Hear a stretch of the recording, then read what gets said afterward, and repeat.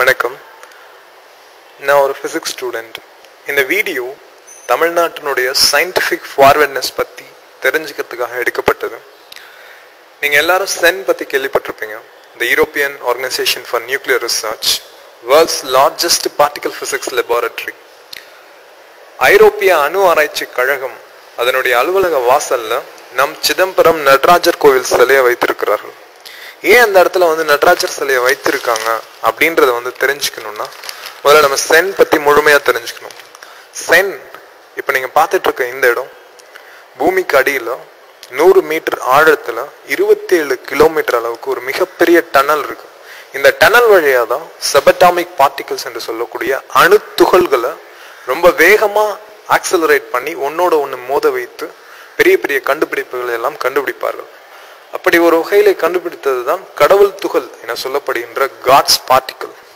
இதற்காக இந்த இடத்துல நடராஜர் சிலையை வச்சிருக்காங்க அப்படின்னா தமிழர்களோட வரலாற்றை கொஞ்சமாச்சு நம்ம தெரிஞ்சுக்கணும்.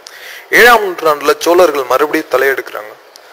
அதற்கு அடுத்த 2 நூற்றாண்டுகள்ல, அதாவது 8 மற்றும் 9ஆம் நூற்றாண்டுகள்ல தெற்காசிய பகுதிகள் முழுவதும் சோழர்களின் கீழ் வருகிறது. இலங்கை உட்பட தமிழர்கள் அன்று தெற்காசிய பகுதிகள் முழுவதையும் ஆட்சி செய்தார்கள். அங்கோர்வாட் போன்ற கோயில்கள் எல்லாம் இதற்கான அடையாளங்கள். மிகப்பெரிய சமுத்திரமான பே ஆஃப் பெங்காலை சோழர்களின் இலக்கியம் ஏரி என்று குறிப்பிடுகின்றது. கடலையே ஏரி என்று குறிப்பிடப்படுகின்ற அளவிற்கு சோழர்களின் கடற்படை மிக வலிமையாக இருந்தது. இந்தியாவிலிருந்து கடல் கடந்து சென்று தன்னுடைய அரசை ஸ்தாபித்த அரசர்களுள் சோழ பேரரசு இன்று வரை சால சிறந்தது. அதுவே முதன்மையானது. பராந்தக சோழர் கிபி 8ஆம் நூற்றாண்டு சிதம்பரத்திலே பொற்கூரையை வேய்ந்து சிதம்பரம் நடராஜர் கோயிலுக்கு தொண்டு செய்கிறார். அதன் பின் 20ஆம் நூற்றாண்டுகளில் Albert Einstein he invented the theory of relativity. So with the theory of relativity we can transfer 5 minutes into 5 lakh years. அதே போன்று 5 லட்சம் வருடங்களை 5 நிமிடங்களாகவும் மாற்ற முடியும். இந்த மாதிரியான கான்செப்ட்ஸ் எந்த அளவுல சிதம்பரம் நடராஜர் சிலையில ஒத்து போகுதுன்னா, அந்த சிலையின் வடிவங்கள்ல, அதோட வளைவுகள்ல நேரத்தை எப்படி வளைத்தால், நேரங்களை வளைத்தால் பிரபஞ்சங்களை வளைக்க முடியும். 5 லட்சம். Till date, one of the most successful invention in experimental physics is Raman effect. Sir C V Raman India சுதந்திரம் அடைவதற்கு முன்பாகவே நோபல் பரிசு பெற்றவர். இந்தியா அடிமை தலைகளில் பூண்டிருந்த காலத்திலேயே Sir C V Raman Nobel பரிசினை பெற்றார். நோபல் பரிசு பெற்ற முதல் இந்தியரும் ராமன் தான். அதன் பின் சுப்பிரமணியம் சந்திரசேகர், அவர் குவாண்டம் பிசிக்ஸ்ல இன்னைக்கு வரைக்கும் மிகப்பெரிய மைல்ஸ்டோன் என்று சொல்லப்படுகின்ற சந்திரசேகர் லிமிட், அதற்காக நோபல் பரிசு பெற்றவர். இந்த இருவருமே தமிழர்கள்.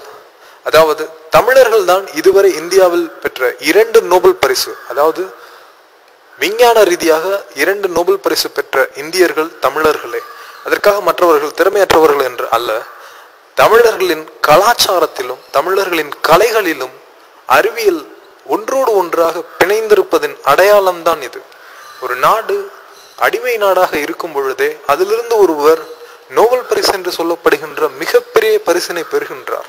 மிகப்பெரிய கண்டுபிடிப்புகளை பெரிய பெரிய கூடாரங்கள், பெரிய பெரிய விஞ்ஞான கூடாரங்கள் வைத்து, பெரிய பெரிய யந்திரங்களை வைத்து கண்டுபிடிக்க வேண்டியவைகளை எப்படி ஒரு அடிமை நாடுகளிலே எந்த ஒரு வசதியும் இல்லாமல் கண்டுபிடிக்கிறார்கள் என்று ஆங்கிலேயர்கள் வியக்க, உலகமே வியக்க, தமிழரின் கலாச்சாரம் அன்றிலிருந்து இன்று வரை அறியப்படுகின்றது.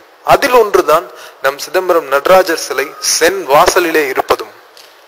ஆனால் 1950களுக்கு பிறகு இந்த திராவிட கட்சிகள் ஆட்சிக்கு வந்ததினால் தமிழர்களின் கலாச்சாரமும் கலைகளும் அழிக்கப்பட்டு விட்டன. தமிழ் மொழியின் பெயரால் ஆட்சிக்கு வந்த இந்த திமுகவும் அதிமுகவும் இதர திராவிட கட்சிகளும் தமிழ் மொழியை வளர்க்கிறேன் என்ற போர்வையில் தமிழ் கலைகளையும் கலாச்சாரத்தையும் கிடப்பில் போட்டு விட்டார்கள். 1967க்கு பிறகு, அண்ணாவின் ஆட்சிக்கு பிறகு, அண்ணாவின் சகாப்தம் முடிந்த பிறகு, அந்த பெரும் இழப்பிற்கு பிறகு சற்றேறக்குறைய 40 ஆண்டுகளாக தமிழ்நாட்டில் அண்ணாவிற்கு நிகரான தலைமை கிடையாது. அது டிஎம்கேனாலும் சரி, இல்லை ஏடிஎம்கேனாலும் சரி. அண்ணாவை போல இங்க யாராவது இருக்காங்களான்னா இல்லவே இல்லை.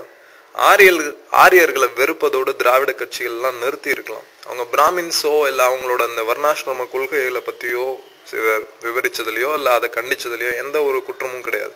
ஆனால் அதை தாண்டி கோவில்களும் மூட நம்பிக்கை கூடங்கள் என்ற போதுதான் சிக்கல் உருவாயிற்று. இன்று வரை நம் கலைகளும் தமிழினத்தின் உண்மையான அறிவியல் மேன்மையையும் கண்டறியும் முயற்சி நம்மிடத்தே இருக்கிறதா என்றால் கண்டிப்பாக இல்லை. The great living Chola temples, சோழர்களின் கோவில்கள் யுனெஸ்கோவால் அங்கீகரிக்கப்பட்டது. அமெரிக்கன் ஸ்காலர்ஸும் யூரோப்பியன் ஸ்காலர்ஸும் தினமும் இங்க வந்துட்டு அந்த கோவில்களை சுத்தி அலைறானுங்க. இங்க வந்து பரதநாட்டியத்தையும் தமிழ் சங்கீதத்தையும் கத்துக்கிட்டு அங்க போய் அதை கத்துக் கொடுக்குறாங்க. ஆனா நம்ம பள்ளிக்கூடங்கள்ல நாம் பரதநாட்டியத்தோ இல்ல தமிழ் சங்கீதத்தையோ இல்ல கலரையோ இல்ல மற்ற தமிழ் கலைகளையோ ஒரு பாடப்பிரிவாக சேர்த்திருக்கோம்னா கண்டிப்பா இல்ல. உலகமே பார்த்து வேர்க்கிற யோக கலாச்சாரம் கூட நம்மளுதுதான், நம்ம முன்னோர்களால உருவாக்கப்பட்டது. இன்னைக்கு அதை பத்தி பல்லாயிரக்கணக்கான கோடி ரூபாயில யூஎஸ்ல யூரோப்ல ரிசர்ச் எல்லாம் போயிட்டு இருக்கு. ஆனா யோகாவை பத்தி ஒரு பாடத்திட்டம் கூட இங்க இல்ல. இங்க 10th ஸ்டூடெண்டோ இல்ல 12th ஸ்டூடெண்டோ யோகாவை பத்தி ஏதாவது ஸ்பெசிபிக்கா எழுதுறாங்கன்னா கண்டிப்பா இல்ல. சேன்ல நாசால அட்லாஸ்ல எல்லாம் தேடி அலைகிற சயின்டிபிக் இன்வென்ஷன்ஸ் சர்வசாதாரணமா நம்ம கலாச்சாரத்திலேயே கொட்டி கிடக்கு. ஆனா நம்ம அதையெல்லாம் விட்டுட்டு இன்னைக்கு சாஃப்ட்வேர் விற்கிறதுக்கும் சோப்பு விற்கிறதுக்கும் மாத்தி அலைஞ்சிட்டு இருக்கோம். தமிழ்நாட்டுல இருந்துதான் சசி ராமன், சுப்பிரமணியம் சந்திரசேகர் இவங்கெல்லாம் வந்து நோபல் பிரைஸ் வாங்கினாங்க. ஆனா இன்னைக்கு பேசிக் சயின்சஸ் தமிழ்நாட்டுல எப்படி இருக்கான்னா அதே பெரிய கேள்விக்குறி. எல்லாரும் இன்ஜினியரிங் போயிட்டு இந்த பாட்னி, சுவாலஜி, கெமிஸ்ட்ரி, பிசிக்ஸ் இந்த மாதிரி பேசிக் சயின்சஸ் சப்ஜெக்ட்லாம் அழிஞ்சுக்கிட்டே வருது. நம்மளோட பெர்சன்டேஜ் சென்ட்ரல் யூனிவர்சிட்டிஸ்களோட தமிழ் ஸ்டூடெண்ட்ஸ் அதிகமா பார்க்க முடியறதில்ல. இந்த கோர்ஸ்ல எல்லாம் ISROல நம்மளோட பெர்சன்டேஜ் ரொம்ப குறைஞ்சு போச்சு. கவர்மெண்ட் நினைச்சா இங்க இருக்க கவர்மெண்ட் நினைச்சா எதையுமே மாத்தலாம். அரசியல்வாதிகள்கிட்ட தான் கவர்மெண்ட் இருக்கு. IAS ஆபீசர்கிட்டயோ இல்ல வந்து அதிகாரிகள்கிட்டயோ கவர்மெண்ட் கிடையாது. அரசியல்வாதிகள் தான் இன்னைக்கு வரைக்கும் அரசாங்கத்தை கையில வச்சிருக்காங்க. ஆனா இங்க இருக்க அரசியல்வாதிகளுக்கு தெரிஞ்சது ரெண்டே அரசியல் தான். ஒண்ணு தமிழ் மொழி அரசியல், இன்னொன்னு வந்து ஜாதி அரசியல். இந்த லாங்குவேஜ் பாலிடிக்ஸையும் காஸ்ட் பாலிடிக்ஸையும் எடுத்துட்டா இவங்களுக்கு வேற பாலிடிக்ஸே பேச தெரியாது. டெவலப்மெண்ட் பாலிடிக்ஸ்னா என்னன்னு தெரியுமான்னு கேட்டா அப்படின்னா என்னன்னு கேட்பாங்க.